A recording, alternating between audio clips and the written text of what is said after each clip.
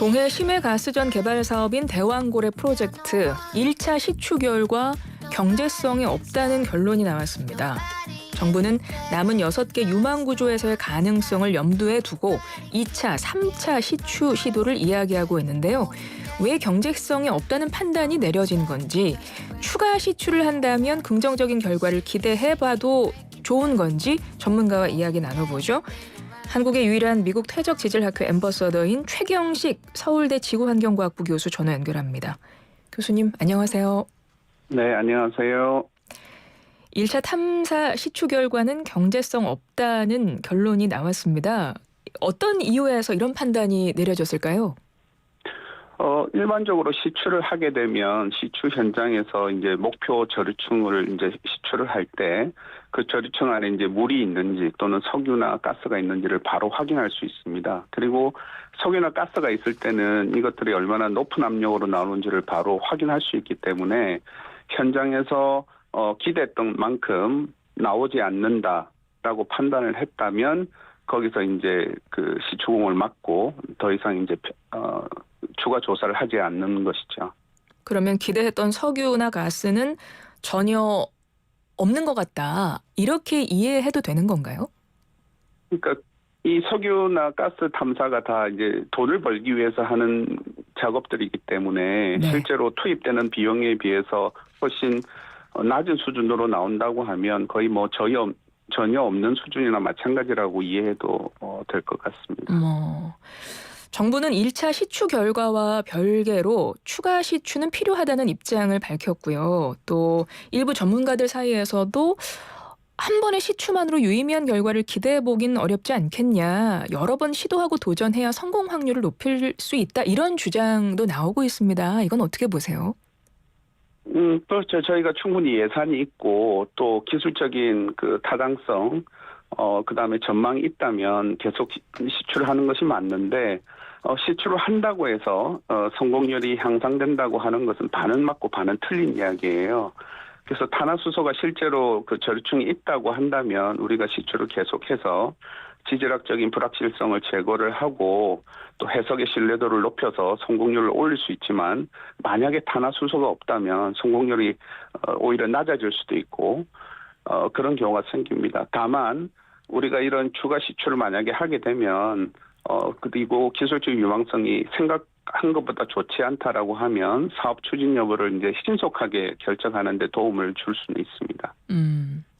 사업 추진 여부를 신속하게 결정하는 것이 중요할 것 같습니다. 말씀하셨듯이 굉장히 큰 비용이 들어가는 문제이다 보니까. 그런데 1차 시추를 한 것이고 정부는 앞으로 더 이제 시추를 할 입장을 밝혔는데 이럴 경우에 추가 시추를 한다면 몇 차까지도 하기도 합니까?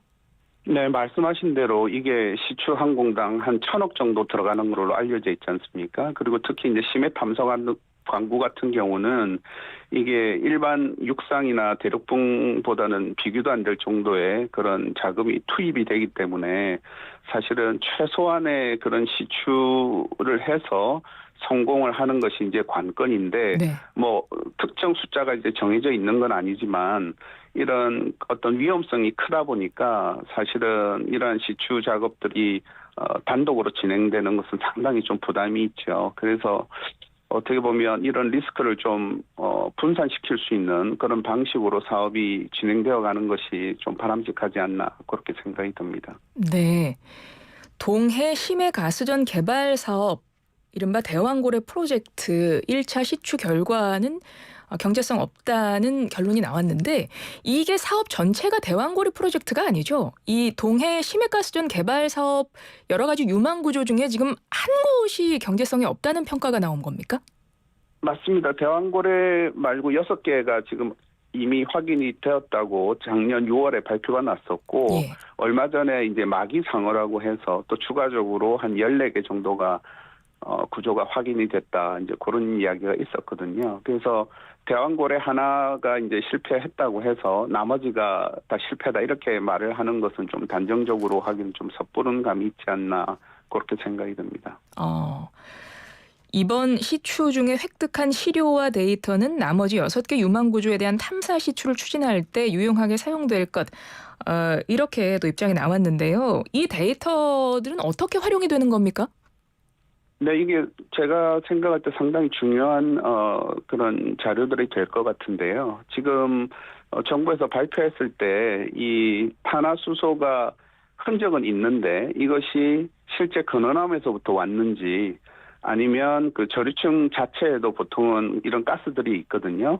그래서 만약에 정부 발표대로 이런 탄화수소가 있었는데 이게 저류층으로 왔다가 새어 나갔다고 한다면 나머지 구조들을 우리가 한번 도전해 볼 만한 희망이 여전히 살아있다고 보지만 만약에 이게 저류층 자체의 그냥 가스 성분이라고 한다면 상당히 좀 나머지 구조들에 대한 기술적 유망성에 좀 부정적인 영향을 미친다고 보거든요. 그래서 이런 가스의 성분이라든지 이런 근원지 분석이 두세 달 뒤면 저희가 좀 알 수 있지 않을까. 그래서 그런 특성들이 좀 앞으로 향후 이 사업의 추진 여부를 결정하는데도 중요하게 활용이 될 것 같습니다. 아, 그렇군요.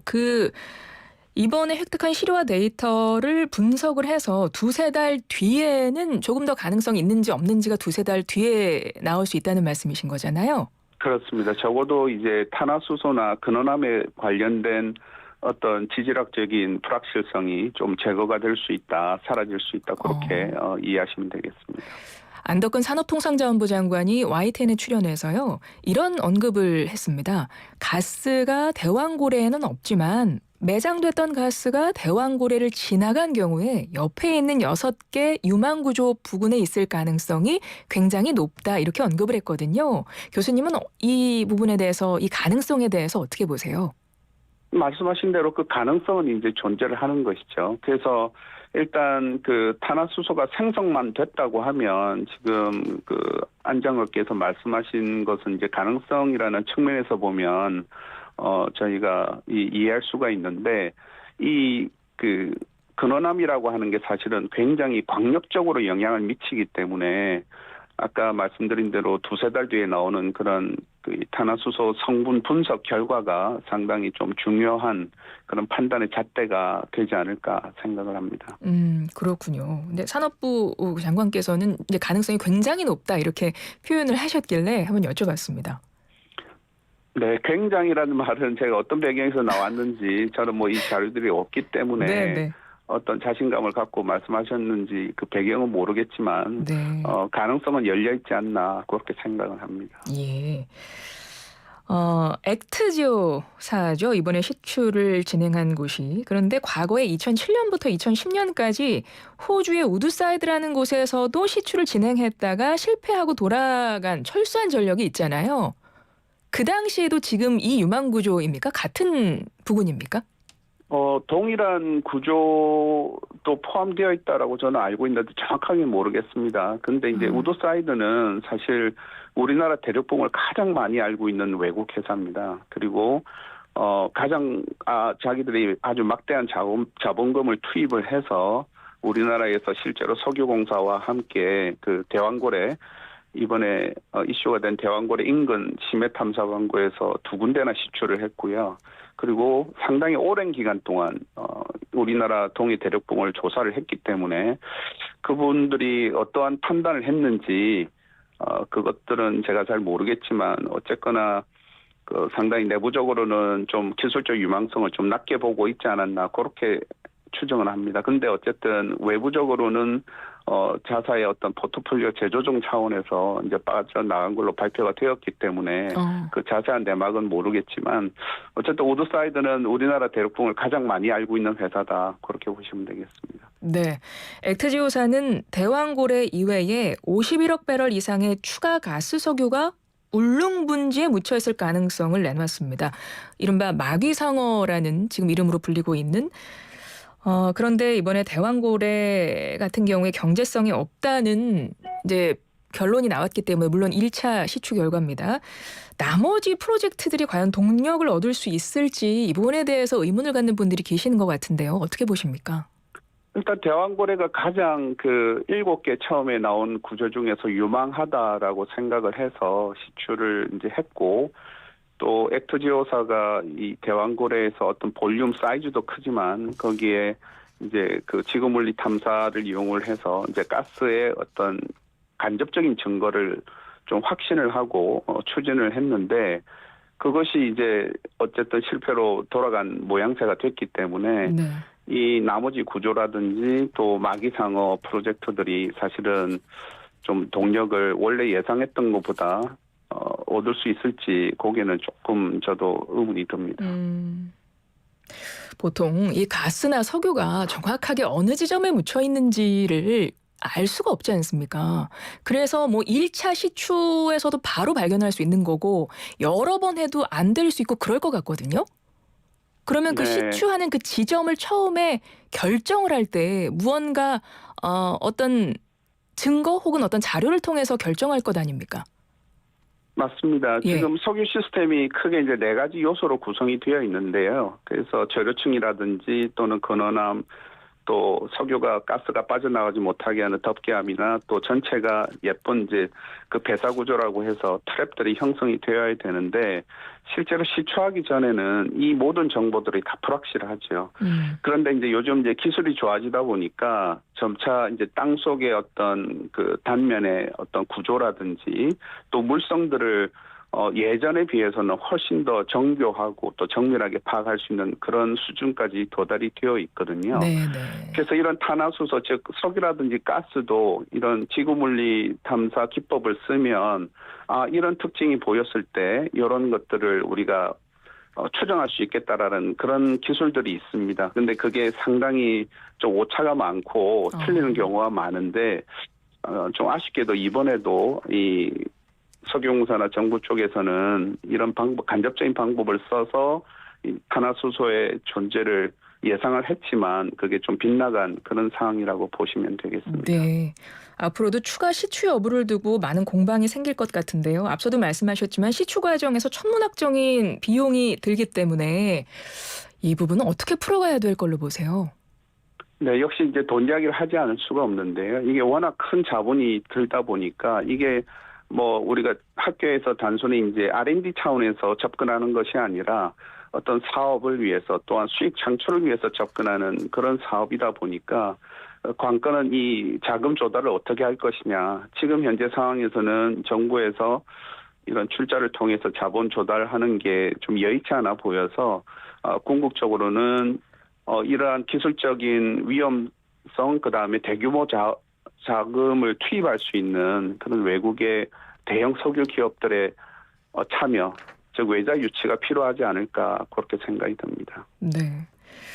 끝으로 한 가지만 더 여쭤보면 이번에 대왕고래 프로젝트 이야기가 처음 나왔을 때 정부뿐만 아니라 온 국민이 산유국에 대한 꿈과 기대를 좀 가졌었습니다.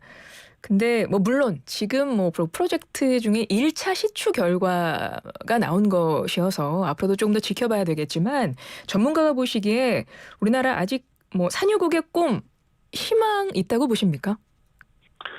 우리나라가 사실은 에너지 불모국이죠. 네. 사실은 우리나라 산업의 대부분이 이제 석유나 가스에 의존하고 있는 상황에서 우리나라 경제에 너무나도 중요한 역할을 하고 있는데 정말 우리나라가 2021년 그 12월 31일인가요? 그때 아마 산유국의 지위가 박탈이 됐어요. 이제 동해가스전이 생산을 네네. 중단하면서. 그래서 우리가 이런 유전 개발하는 것은 사실은 우리나라의 현실을 봤을 때는 어떤 선택의 문제가 아니라 반드시 해야만 하는 그런 필수적인 문제거든요. 네. 그래서 특히 우리나라 주변에 대한 바다에 대한 도전은 멈추지 않아야 되고 그게 크든 작든 대왕고래처럼 이렇게 크게 평가된 거 말고 아주 조그만한 거라도 우리가 그것을 완전히 찾을 때까지 노력하는 그런 작업을 해야 될 것 같고요. 그러다 보면 우리가 그 21년에 중단되었던 그런 산유국의 꿈을 다시 이룰 수 있지 않을까 생각을 합니다. 네, 에너지를 찾는 작업은 계속되어야 한다는 입장이신데요.